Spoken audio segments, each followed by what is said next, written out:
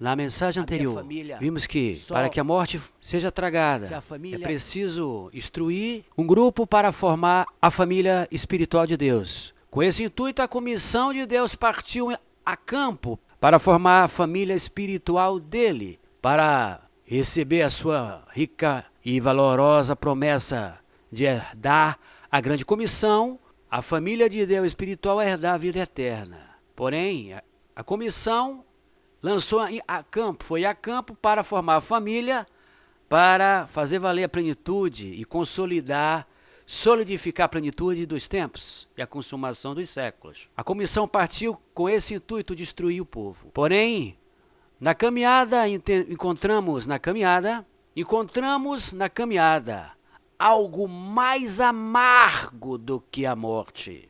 Efésios, a plenitude dos tempos e a consumação dos séculos.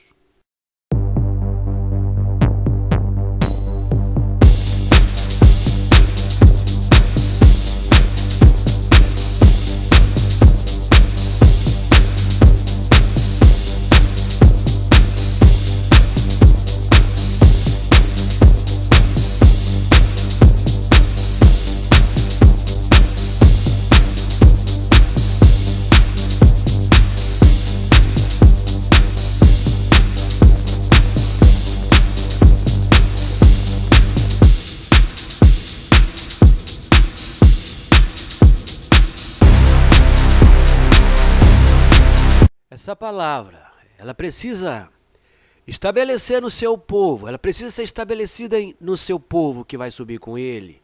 Essa palavra que eu me refiro, ela pode ser encontrada seja de forma direta ou de forma indireta. Ela é encontrada em todo o livro praticamente, mas em todo.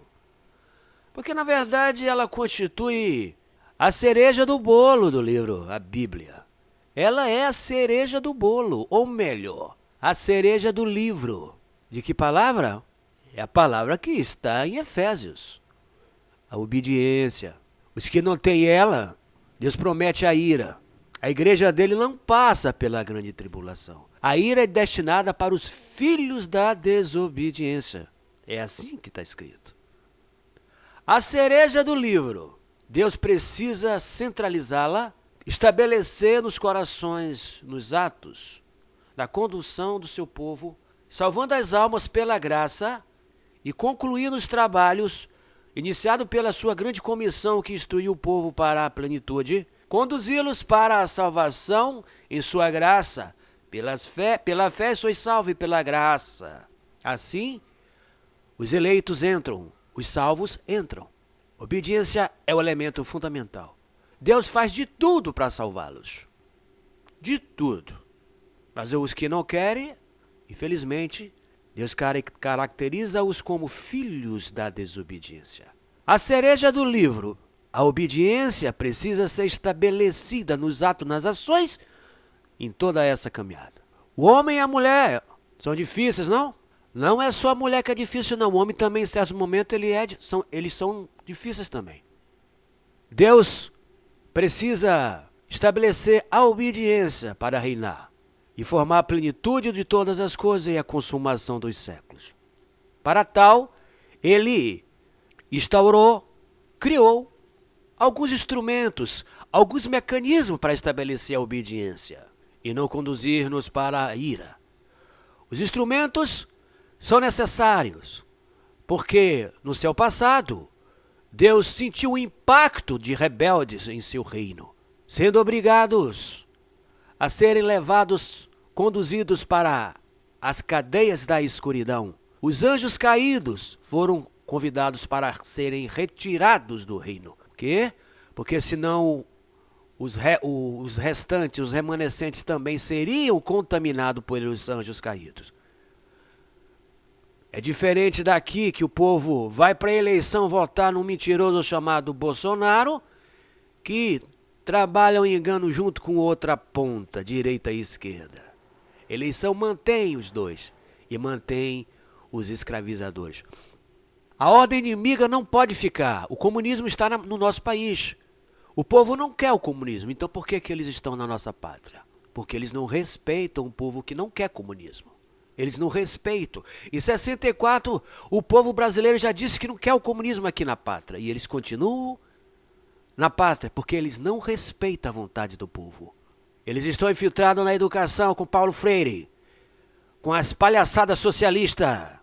Eles estão na nossa pátria, dominando as crianças e entregando para o país a filosofia comunista. Dentro de uma metamorfose ambulante, comunismo e capitalismo junto. Porque eu não tenho dúvida que se o capitalismo quiser, o capitalismo tira o comunismo por completo daqui. E com certeza o povo vai aplaudir. Porque o comunismo nessa pátria está rejeitado. Eles estão na pátria por quê? Porque não respeitam a vontade do povo. Agora trocando em miúdos, mudando um pouquinho o assunto, voltando para a plenitude. Deus utilizou então para estabelecer a obediência no homem e na mulher. Deus fez primeiro, criou o jardim. O novo céu, inicialmente preliminar, foi o jardim feito. O jardim feito, montado. Depois ele trouxe o homem.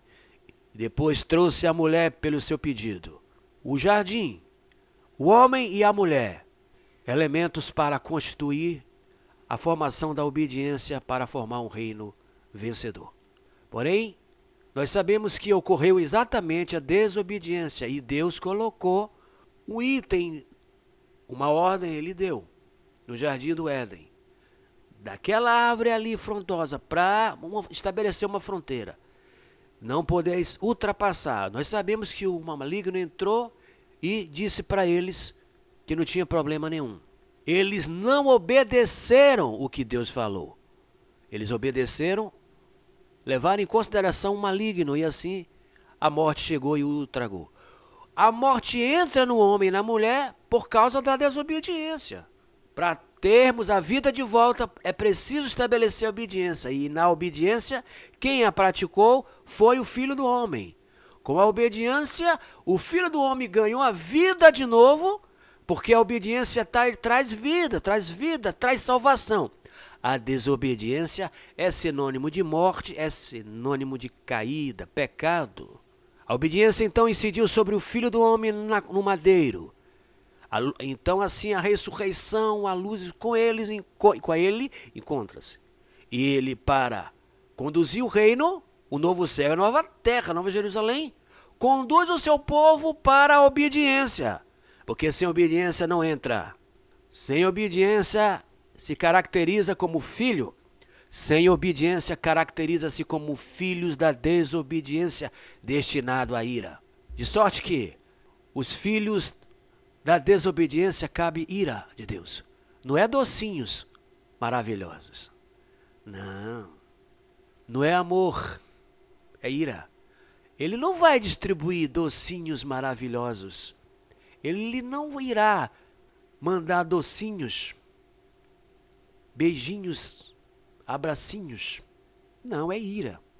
Os filhos da obediência são os salvos, são os eleitos. É a comissão dele formada. Os filhos da obediência serão estabelecidos na obediência do Cordeiro e dos seus preceitos. A palavra obediência, ela está diretamente e indiretamente em todo o livro. É a cereja do bolo, é a cereja do livro, é a cereja que está em analogia do casamento, Romanos 7. É a cereja do bolo do livro que está em Mateus 19. Os instrumentos para a obediência, o jardim constituído, o homem e a mulher, todos representam elementos para o novo céu e a nova terra, estabelecido na obediência para reinar na plenitude e na consumação dos séculos.